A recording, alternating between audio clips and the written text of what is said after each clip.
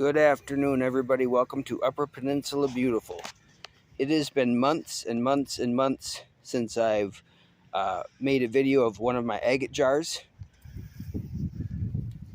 Lighting is kind of terrible today, but I'm going to try to make a video of this jar. This is the first jar I have ever put together. Well, I had a couple jars put together a long time ago, and then they broke and they got re-jarred. This is one of the best jars that I have. Like I said, it was one of the first jars I ever put together. There are some dandy agates in here. The lid doesn't even come on or come off anymore. It's all stuck, so it needs a little bit more water. But this big agate right here is one of the best agates I've ever gotten at Two-Hearted River. I found it at the end of a long day. It was quite late at night when I found it. It was already getting dark. I found it maybe a half a mile from the bridge. It was in the water. I saw it. I dove in after it. I got soaked. It's about 4 ounces. It's hard to tell. But when I found it, I was hooping and hollering on the beach, thinking I was the only one on the beach. And then I saw a lady around the corner, and she came up to me and she said, "You must have found a really good agate, because I heard you way down the beach." So anyway, I showed her this agate, and she said, "Yep, you found a good one." A lot of these I can't even remember anymore where I found them. But a lot of them, like this one and this one, they were at Vermilion.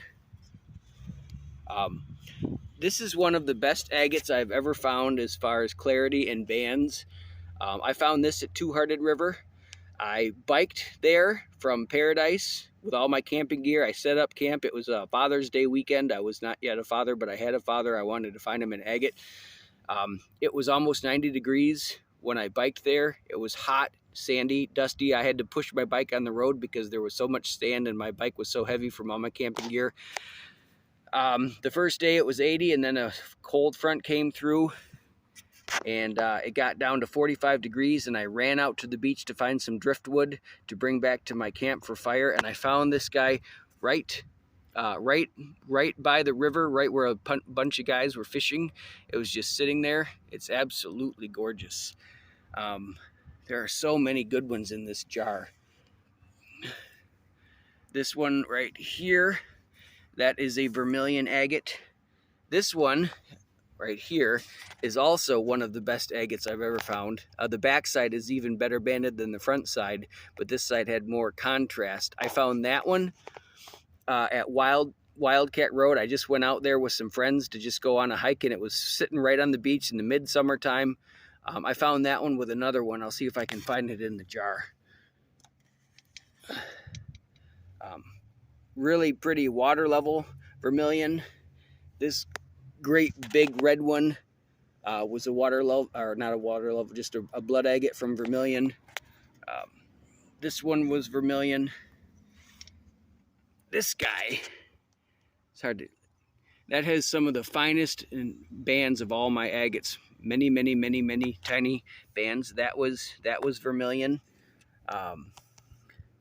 This big one right here was Vermilion. That one was Vermilion. There's a Skipping Atom. My first Skipping Atom is down there. Another really clear banded agate. This jar has a ton of agate.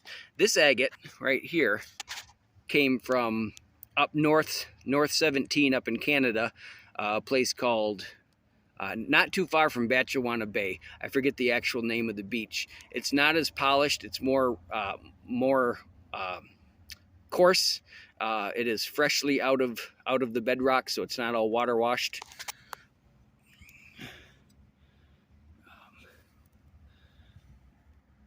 You saw some of these.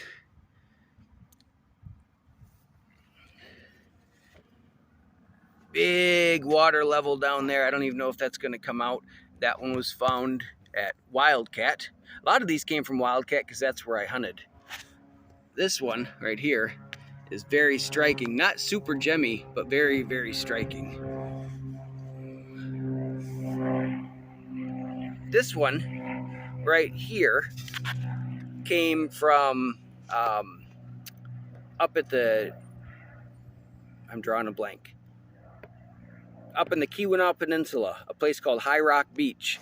Unfortunately, when I built this jar, the rock turned and I didn't realize that the back side of this rock has a perfect set of bands that looks like a heart.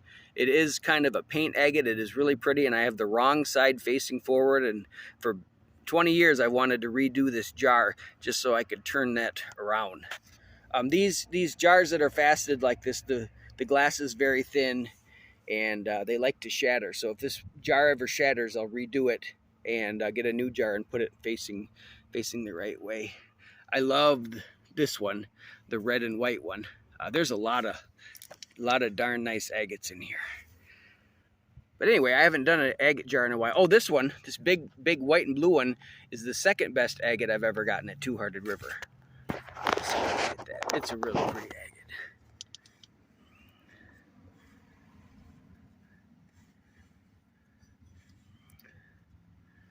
Anyway, oh, look at the banding on this one. Let's see, where is it? I can't even see it in my viewfinder. Just super clear. Anyway, I was supposed to go to Vermilion today, and my son got up at 5 this morning when I was supposed to leave. He would have thrown a fit if I would have tried to go to the beach when he had to go to school. So I didn't make Vermilion today. I'm going to wait for the next batch of northwest winds and then go after the northwest winds. This one has some amethyst in it. But anyway, for all of those that are new, I think the last time I did an agate jar, I had maybe 300 or 400 subscribers. I'm now at 963. The video that I released at Two-Hearted River, we've had just under 500 views, like 486 views.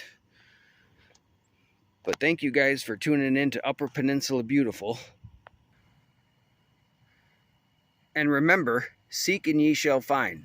Oh, and I drew another blank. The jar I just showed you was not my first jar I ever built. It was the second. So you guys still have yet to see my first jar.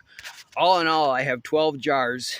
And this spring, our church did some sort of sports banquet for Baptist church members. I don't exactly remember what it all entailed, but the host of the get-together used all 12 of my jars on their tables as table decorations, and we got a ton of compliments showing all of our 44 years of agate hunting.